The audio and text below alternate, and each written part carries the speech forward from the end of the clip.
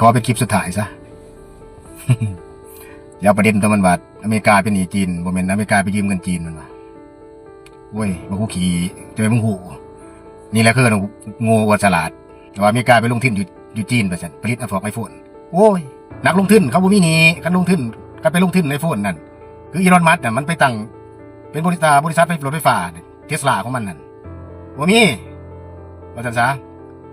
สิบอกมึงเด้อคลิปสั้นๆเด้อให้มึงฮู้อเมริกาเป็นหนี้จีนเนี่ยเป็นหนี้พันธบัตรหลายที่สุดแหละในโลกใบนี้นั่นเดี๋ยวนี้จีนขายถิ่มไปแล้วเงินดอลลาร์นั่นเด้อแต่ว่าอเมริกายังเป็นหนี้อยู่เดี๋ยวนี้ใส่บ่ทันได้เบิดว้าว3ประเทศลาวได้2ประเทศมันความเจริญน่ะเงินตัวมันเป็นหนี้จีนน่ะอเมริกาน่ะเนาะเดี๋ยวนี้มันเป็นหนี้พันธบัตรของญี่ปุ่นอีกเดี๋ยวนี้นี่อเมริกาน่ะฮู้อยู่บ่การสร้างสรรค์พัฒนาประเทศชาติทุกๆประเทศนั่นทุกคนมันก็ต้องมีหนี้สาธารณะเพื่อพัฒนาพื้นฐานของการกู้ยืมเงินบ่มีประเทศใดบ่เป็นหนี้คือว่าบางคนว่าจริงของมึงอะนะจักไผบ่ฮู้ดอกว่าขายแผ่นดินให้ประเทศนั้นขายแผ่นดินในประเทศนี้แล้วขายแผ่นดินให้จีนขายแผ่นดินให้คนอื่นประเทศอื่นเขามาลงทุนอยู่บ้านเฮาเนาะก็สิว่าเฮาขายแผ่นดินให้เขาบ่แม่นรัฐบาลเพิ่นบ่เฮ็ดแบบนั้นดอกมาตอบเนาะ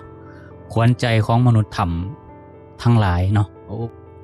อย่าฝ่าวนี้อย่าฝ่าวนี้ไปไสบ่ต้องคลิปเดียวหรอกเนาะคอยอยากเห็นคอยอยากเห็นความฉลาดลักแหลมของเจ้านะเจ้าบ่ต้องย้านคอยหรอกเจ้าสามารถที่จะตอบคลิปต่อๆไปได้เลยข่อยมักคนคือเจ้านี่รู้สึกว่าสิเว้าวกไปวนมาแล้วก็เว้ากลืนน้ำลายของตัวเองเนาะทิมประเด็นเก่าเนาะที่เคยเว้ากันเรื่องทางเนาะที่ว่าขายทางนี่ให้เอกชนเพื่อมาเก็บเงินนำประชาชนนี่คือเว้าง่ายๆคือทิมประเด็นนั้นไปเลยคือตอบคำถามบ่ได้คือออกทะเลไปเลยเนาะไปเว้าเรื่องระดับโลกแหละบาดนี้บ่เป็นหยังตามเลยจังซั่นสิ่งที่เราว่า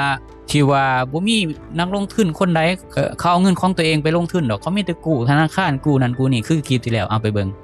บ่มีไผจุกเงินตัวเองไปพัฒนาประเทศชาติดอกเนาะซึ่งว่ามันบ่เป็นเรื่องที่เหมาะสมแบบนั้นสิเฮ็ดแบบนั้นถึงมีเขาก็บ่เฮ็ดในโลกใบนี้เขาบ่เฮ็ดเนาะโอ้ยนักลงทุนเขาบ่มีหนี้กันลงทุนก็ไปลงทุนในไอโฟนนั่นคืออีลอนมัสก์น่ะมันไปตั้งเป็นบริษัทรถไฟฟ้าเทสลาของมันนั่นบ่มีเริ่มกลืนน้ำลายตัวเองแล้วเทสลาเขาเป็นบริษัทใหญ่เนี่ยเขามีหุ้นส่วนอยู่แล้วเนาะเขาเอาเงินของเขาแต่ว่าหุ้นส่วนของเขานะสิไปกู้เขาก็บ่ฮู้เนาะที่แน่เขาบ่กู้ประเทศจีนแน่นอนเขากู้องค์กรการเงินของเขาน่ะเขาก็ต้องกู้อยู่แล้วแหละแต่ว่าอย่างที่แอดมินเว้าเนาะคือเขากู้แต่เขาก็เป็นหนี้หมุนเวียนบ่แม่นว่าคือลาวเนาะขายไปเลยจบแค่นั้นให้เอกชนไปเลยให้ประชาชนรับกรรมอันนี้คือประเด็นที่แอดมินใส่เป็นจุดยืนบ่คือเราออกทะเลไปเลยเนาะนี่คือข้อแตกต่างแล้วก็เรื่องที่ว่าอัตราสารหนี้หรือว่าพันธบัตรที่เราเว้าวกไปวนมาน่ะเราก็อธิบายบ่ได้ว่าพันธบัตรนี่มันเป็นหนี้ได้จังได๋เป็นหยังจังเป็นหนี้ในเมื่อว่าเราขึ้นมาเราบ่ให้ความกระจ่างเดี๋ยวแอดมินใส่ความกระจ่างแทนคือในเมื่ออเมริกานี่เขาไปลงทุนอยู่ประเทศจีนแล้วเนี่ยเฮ็ดให้เขานี่ขาดดุลการค้าเนาะเพราะว่าเขาเอาเงินดอลลาร์น่ะไปกองไว้อยู่หั่นหลายเกินไปจีนนี่ครอบครองเงินดอลลาร์นี่หลายเกินไปแล้วก็อเมริกานี่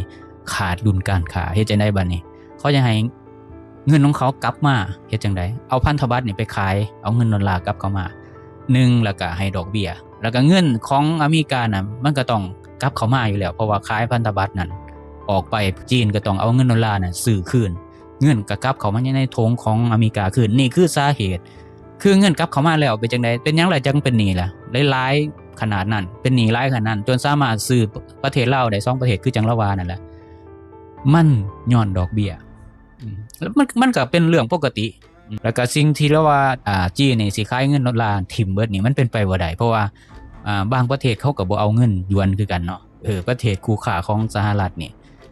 หลายประเทศเนาะในยุโรปยังก็แล้วแต่เขาบ่เอาเงินหยวนแล้วจะเอาเงินใส่แล้วไปจ่ายไปซื้อสินค้าหรือไปทำการค้ากับเขาซึ่งเนาะอันนี้เราบ่ฮู้เนาะอันนี้คือแบบคนที่อวดฉลาดแท้คือตัวเราเองแล้วเป็นหยังญี่ปุ่นจังมีอัตราสารหนี้หรือว่าพันธบัตรของอเมริกาหลายขึ้นก็ย้อนว่าเนาะจีนเนาะลดการนำใช้ดอลลาร์ลงบัดนี้จากอันดับ1ของโลกกลายเป็นว่าญี่ปุ่นขยับขึ้นมาแทนทีเพราะว่าเดี๋ยวนี้จีนพยายามที่จะให้คู่ค้าอย่างเช่นว่าประเทศลาวหรือกัมพูชาหยังก็แล้วแต่ให้จ่ายด้วยเงินหยวนเขาก็เลยลดเงินดอลลาร์ลงเนาะนี่คือความจริงเนาะแล้วก็ บ่มีความกระจ่างที่เว้าออกมาก็คือจบแค่นั้นอเมริกาเนาะขายพันธบัตรให้จีนเป็นหนี้จีนก็จบเท่านั้นคือบ่ได้ให้ข้อมูลที่มันจ้าแจ้งให้มันชัดเจนขึ้นมาได้เนาะนะแล้วก็คำเว้าของเราเนี่ยบ่มีคำเว้าที่เป็นหลักปรัชญาถึงมันว่าบ่ให้เกียรติแอดมินก็บ่ได้อยากได้เกียรติอิหยังของเราหรอกแอดมินก็บ่ได้ว่าหยังเนาะเราบ่ให้เกียรติแอดมินก็บ่ได้เดือดร้อนบ่ได้สนใจเนาะเพียงแต่ว่าสิ่งที่เราแสดงออกมามันเคิ้นว่าภาษาบอกศาสตร์มารยาทบอกตระกูลเนาะคือ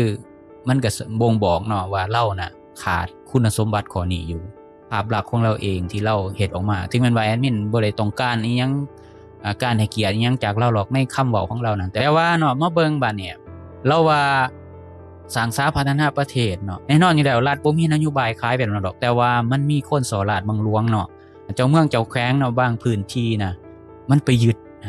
แม้แต่ดินขอบท้องเป็นของประชาชนนี่มันก็ยังไปยึดของเขาคือดินขอบท้องที่ดินขอบท้องมันเป็นของเขาอยู่แล้วที่บ่สามารถที่จะเฮ็ดหยังได้เนาะ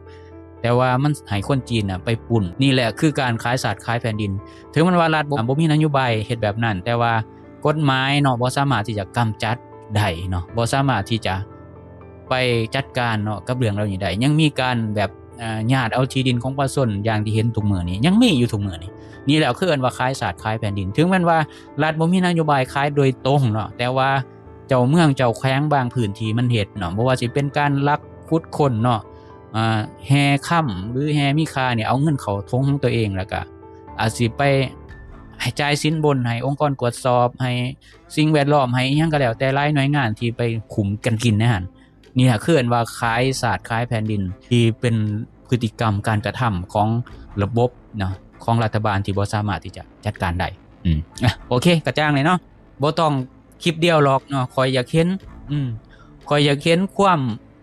ฉลาดลักแหลมของเจ้านะเจ้าบ่ต้องย้านข้อยหรอกเจ้าสามารถที่จะตอบคลิปต่อๆไปได้เลยข้อยมักคนคือเจ้านี่โอเคขอฝากเท่านี้เนาะสามารถที่จะมาตอบโต้ได้ในคลิปต่อไป